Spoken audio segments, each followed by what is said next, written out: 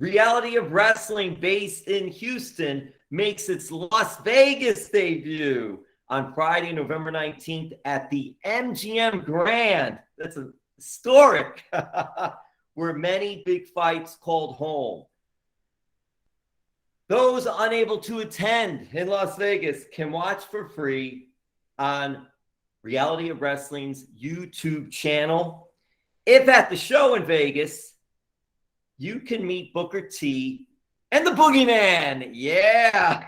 What a better way, just after Halloween, too. Yeah.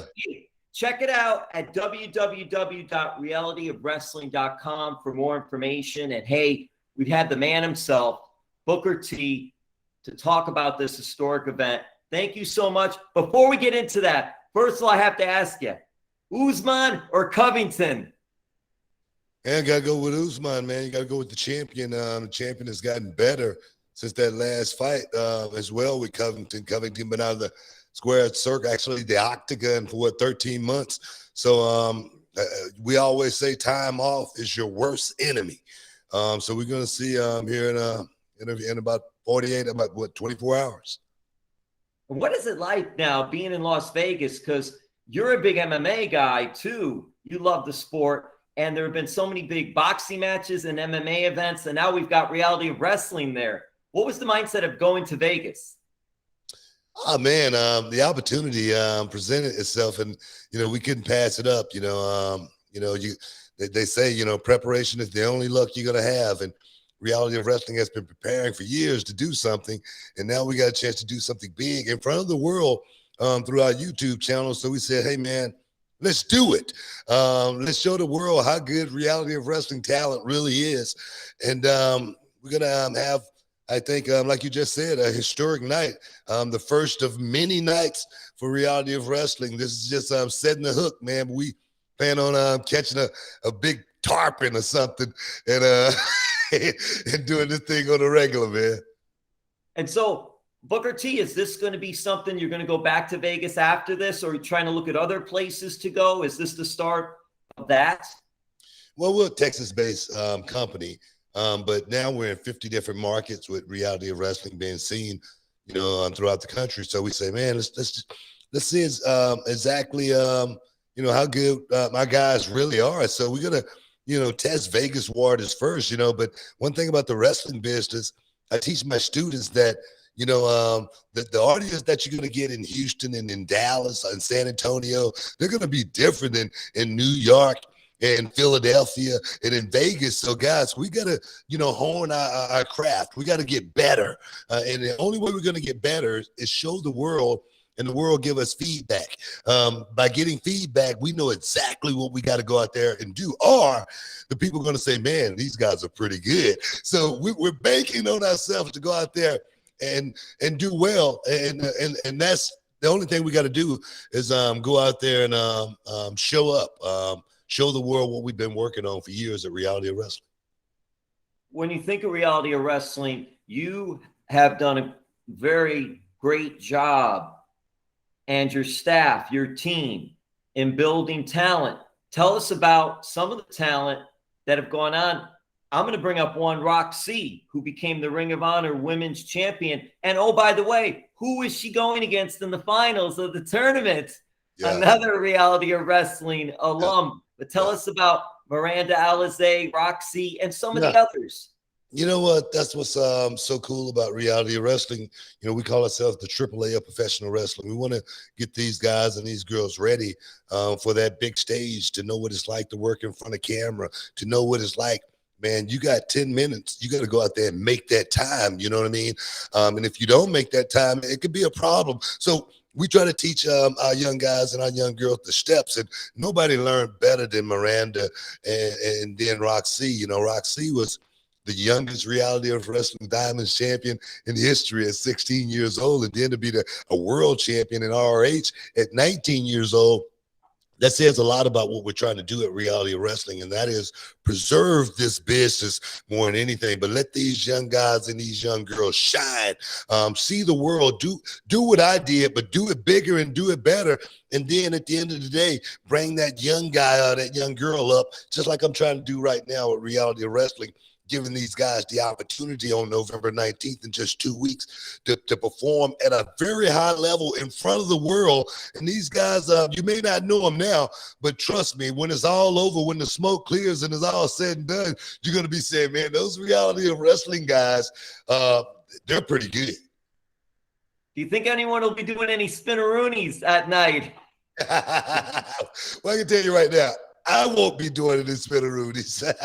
but I tell all of the young guys, they always say, moves are sacred and whatnot. And I say nothing is sacred. If you can take one of my moves and make some money off of it, you better do it. Because I stole everybody's stuff back in the day, man. It's not stealing if you put your own twist on it. Nobody was doing a spinneroonie, though. Nobody was doing a spinneroonie. I'll say that. I don't remember anyone doing that. Oh, man, it's so cool. And hey, you've had another one I wanted to talk to, and we're going to talk about some on the card that's coming up. But also, am I right to say Mace is also one from your school who was with WWE? And was he a football guy? What a big guy. Yeah, he played for the Houston Texans, and he played for the New England Patriots. And right after he left the Patriots, he called me and he said, "Book, man, I want to get into school, man." And I was like, "Man, tell you what, bro, show up, give me a call." 3 days later, he was in town, and he was into school. But he was the most humble guy, man. He was the first one to get there, and he was the last one to leave, man. He would lead by example, man. He would have those guys chanting. Everybody was on the same team. I always say we row at the same pace at the same time to get to our destination. And I tell you, he was the front runner, and that's why he made it to the next level so quick. Mace did. And Ember Moon, unfortunately, she just got released, as well as Zeta Romero. She got released, but those two are my girls. But I tell them, when you're talent, you don't have to worry about anything in this business these days, because there's so much work out there right now on a weekly basis somewhere in the world, and they're always looking to book talent. So if you're talent, you have nothing to worry about in these turbulent times where I'm going through right now in professional wrestling. Hey, Booker, what does it say, too, about the business today from in its height when you were competing, as far as with streaming and apps and all these different ways? Hey, we could watch Reality of Wrestling November the 19th. We could go to Las Vegas and see it at the MGM Grand, or we could watch it free on Reality of Wrestling YouTube's channel. What does it say about how that has opened up the door for more wrestlers, more good wrestling? It's a double-edged sword, actually. You know what I mean? Because it's a lot of good stuff out there, and it's a lot of bad stuff out there as well. And sometimes when these young guys look at it, they don't know how to decipher which one is good and which one is bad. Really, because someone could tell you something, and you don't know if it's good information or not, unless you really had your sources and whatnot. And I just think these days, kids are getting the information from so many sources that has never really made it to a level to where they can say they know what it takes to make it to that next level. And for me, I'm one of these guys who I've been to the next level, and I'm trying to teach guys to get to that next level. And I have nothing to gain other than to see these young guys shine.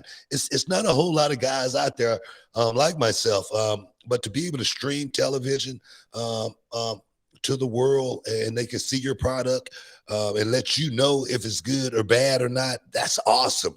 And for us at Reality of Wrestling, we want the feedback. We want the world to let us know, man, maybe you guys need to work on this. Maybe you guys need to work on that.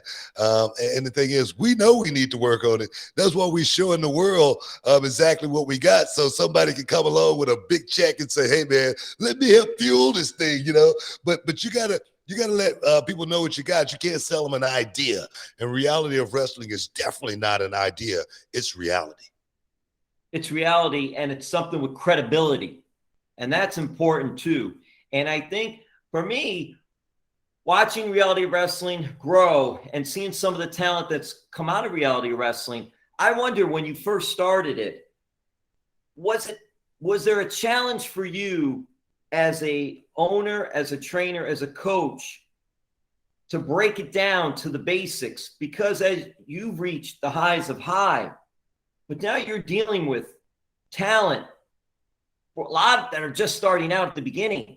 Was it a challenge at first just to say like, whoa, I've got to slow down a little bit with the talent? Or right away, did you know to do that? You know, I had a vision from the beginning in 2005 when I first started Pro Wrestling Alliance back in the day. When I first started, I had a vision. And my vision was to build this thing with young guys that are pretty much new to the business, not tainted in any way, don't have any old stories to tell or anything like that. I wanted young guys to be able to create new stories and make it what they wanted it to be. So I was the only trainer at Reality of Wrestling for about 7 years.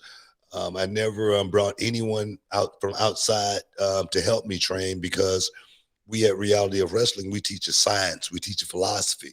We create our blueprint, and we try to work from that perspective. Wrestling is relative to what we're really trying to do. We're a performing arts school, so I took the youngest guys and tried to mold them into soldiers, into young men, to create a way to get to our destiny.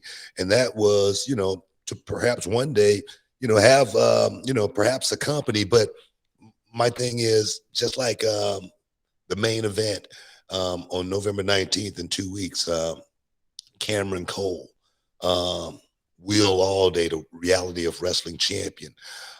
Those two kids, they came to me as kids who literally are still in high school, okay, to do like fantasy camp, had never wrestled before in their lives. Okay, then they learn how to wrestle. Then they graduate. Then they become young men. And then next thing you know, they're highlighting a show in Las Vegas on November 9th. How does that happen? It happens through hard work, determination, but more importantly, preparation is the only luck these young men are going to have. They're prepared to be in that spot, and I trust them to be in that spot. And that's what we've built this thing from the ground up. I have a saying. We've said for many, many years, respect your elders. But my thing is, I say respect your young people, because in this world that we live in right now, this social media world, this tech world that we live in, these young guys, man, they come out of the womb knowing how to figure this thing out. And if you know how to utilize them properly, they could take you so much further than you could take yourself. So I've learned to keep my ears open and trust these young guys. And these young guys have brought Reality of Wrestling to this point right now. And you mentioned that main event, and I wanted you to talk about some of the other talent that's going to be on this big card on November 19th. Man, Ruthless Ryan Davidson, one of my guys that's been with me. He started out as a private, and now he's a general with multiple stars. He's definitely going to be doing his thing. One man who's a guy who has stepped up, Ed Stone, is going to be showing the world exactly, how he's chiseled a lot of granite, but he's going to go out and perform at the highest level inside the square circle. The Savage King will be inside the square circle doing his thing as well. And anytime the Savage King roll around town, you don't want to miss out. You don't want to get shut out. As well as it's going to be a lot of surprises to that main event. Danny Limelight has been added to that main event. Now it's a triple threat match for the Reality of Wrestling championship. So it's going to be a lot of more surprises that's going to be sprinkled throughout this thing. I don't want to give any spoilers away right now, because we finished this advertising campaign leading up to the 19th, starting today. So make sure you check me out on Instagram as well as Twitter, Booker T5X, for all the posts that we're going to be putting out. But we're finna really kick this thing off and add a whole lot of different flavor to what's going on. And as well, guys, like I say, the look of this show is going to be different. than any show that you've seen, but it's just the beginning of something very, very special. Trust me on that. And Booker, it's interesting too, because just seeing how this has all evolved and come to this point. When you're at a show, when you're doing a show, how different is it to be back behind the scenes? Is it fun? Is it stressful? Is it all the above compared to when you're competing? Well, it was very stressful competing. I always was nervous. I was always, somewhat afraid a little bit. But with promoting, it's a totally different feeling. You just want to get to the end. You want to get to the final bell. Because for me, with reality of wrestling, just like throughout my wrestling career, safety came first for me. I wanted to make sure I was able to walk inside that ring and be able to walk out. I wanted to be able to walk away at the end of my career, just like I did at the Hall of Fame, and do the spin-a-rooney on stage, at the end. I don't want the same thing for my young guys. I want them to know exactly, how to make it through this business, first and foremost. But it's that same nervousness, man. It's that same anxiousness of, wanting everyone to go out there and do well. But at the end of the day, you want everybody to walk away from this thing more importantly than anything. It's just going to be a great night. Reality of Wrestling, one night in Vegas on November 19th at the MGM Grand. And you could also check it out at Reality of Wrestling's YouTube channel for free. So it's just going to be a tremendous night. A few more questions. I'm going to wrap this up. Hey, Halloween was just around the corner. The Boogeyman is going to be there November 19th. Booker T. Booker Huffman, did you and Sharmell dress for Halloween? You know what, man? We didn't dress, but we got the LED mask now. That's pretty much as far as I go. But the kids, they had on full garb, and as well as the LED mask. But that was pretty much our go-to on this deal right here. But yeah, but the Boogeyman, you mentioned the Boogeyman. Boogeyman is going to be there as well on the 19th. And WrestleMania 22, Boogeyman versus Booker T was a moment, and we thought we might recreate that moment just one more time, because you never know, man, what's around the corner, Oh no, not worms again. Like I say, if you do bring the worms, Sharmell's gonna get it again, not me. I was going to ask you how the Queen is doing. No, I'm not going to ask you. She's probably just frantic, terrified that the worms are coming again. Oh man, no, the Queen's fine, man. The Queen's fine. She's been working like overtime, with the kids, getting bigger in school and whatnot. Man, it seems like times go by. She's doing substitute teaching in the school right now, part-time, just to keep an eye on them, as well as staying on top of the reality of wrestling business at the same time. It's been nonstop in this household, but we're prepared. We're ready for it, and like I say, we're ready for the 19th because I think this is a moment where my guys are really going to get a chance. They're really going to get a chance to shine from every perspective, and I just want the world to be a part of it. I want the world to give me feedback and let me know, what they like about reality of wrestling, what they don't like about reality of wrestling. Any feedback is always good feedback. Constructive criticism is something we need to get better. So I'm just so looking forward to these next 2 weeks. And it'll be in Las Vegas. We're wrapping this up, and I mentioned about the big fight coming up, MMA. Hey, you met Dan Lambert of American Top Team, and Dan is now doing some big things with AEW, Team ATT. Junior Dos Santos made his wrestling debut. What are your thoughts of Dan is, really good on the mic, but what are your thoughts of the MMA fighters like a Junior Dos Santos and Dan Lambert as a mouthpiece getting involved in all this? I never would imagine in a million years seeing Dan Lambert in this role until I met him. Okay. But when I met him, I realized how much of a historian this dude really is, how much of a love of the game he really has for it. And someone like that, I can only respect him. I'm serious. I can only respect him. In his house, man, he had, championship belts, from all over the country. And I had never seen anything like this. And there wasn't MMA belts. They were professional wrestling belts. And I'm like, this guy got a fetish here because he's built the whole house for these belts. You know what I mean? So I love it, man. And that's what wrestling is. Wrestling is to be embellished. Wrestling is to be able to have the ability to go out and entertain the fans and make them feel a certain way about you. The days of the heel where he comes out and tell the fans they can all go to hell. Man, I miss those days, man. I miss those days like crazy, and the fans boo you. It's like, wait a minute, you're supposed to cheer for us because we're the one buying the tickets. To hell with that. So wrestling has always walked on that line right there, and it's what wrestling is. That's why I say you can never take it too serious. You can't look at it like MMA. You can't look at it like boxing. It's professional wrestling. Well, Booker, listen, I've got my Dolphins hat on. Got my WrestleMania Legends shirt on. We got Dolphins Houston coming up, both our teams. I don't know if you're in Houston, so I'm guessing maybe you follow the Texans. Both our teams are horrible this season. I don't know what to do. Yeah, man. Deshaun Watson, and his L's here in the city, and wherever he goes, he's going to have a lot of woes. D-Hop, we lost him as well. And then, J.J. Watt, he got the hell up out of here.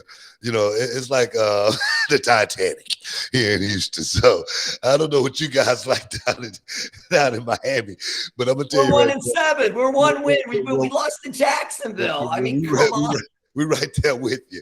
And so it should be a good game. I don't know if I should put this hat on or not. That's the hat you need to be putting on right there, bro. Because them boys right there, man. Dak Prescott, he's coming back in action here. So yeah, man, them boys, they got a line to the Super Bowl. All they got to do is just stay healthy. So yeah. But as far as the Texans go, man, we're in a rebuilding phase all over again. But when you got two teams with records like that, man, you never know, man. It could be a good game. Bring me back some Earl Campbell. Bring me back the Oilers. Those days are over, bro. I love that, man. I used to have one of those, man. I was trying to get something for you. That thing's old as crap, man.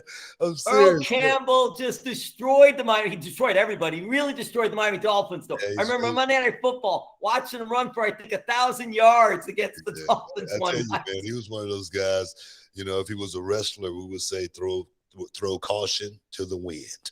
And he ran, the same speed every down, man. And we had a saying here in Houston, Bum Phillips, playbook was Earl left, Earl right, Earl up the middle. And that's why Bum Phillips lasted so long. Exactly. Oh, man, this is so much fun. Thank you so much. Hey, you get the last word. Anything more you'd like to say about your big event coming up? No, guys, like I say, just stay tuned for more names to be dropped, to be a part of this show. This is something that's going to be for the indie world. I'm all about the young guys. I'm all about the independent wrestling world, and we're going to get a chance to showcase the best and the brightest talent around the country, and it's going to be in Vegas on November 19th at the MGM Ballroom. So guys, don't miss out in any form. If you could be there, if you're anywhere in the surrounding area of Las Vegas, show up. If you can't be there, guys, it's going to be on YouTube. We're going to show you guys this show live for free, just so you can tell us, man, reality of wrestling, man, this could be the next big thing. But there again, guys, stay tuned on Instagram as well as Twitter, Booker T5X. Don't miss out, like Mean Gene used to say, don't miss out, don't get shut out. And I'll finish that because it's gonna be on like neck bone in Vegas. That's the way you end it. That's the way you do it. For the great Nolan Ryan, for Booker T. Huffman, and myself, thank you all so much. Boom. Appreciate you, brother.